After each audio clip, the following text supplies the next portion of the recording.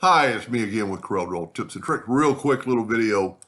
While the other one was loading, I started playing around with it, and not that big a deal, but add a shadow to this thing and it kind of makes the part that you skewed look like it's standing out.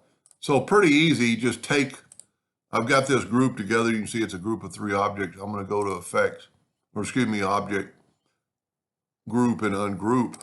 And then I'm going to grab the black. You can see down here I've got black picked.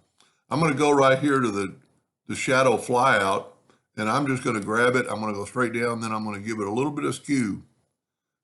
And look at that. Now, if I start at the top, it'll actually make it look like that.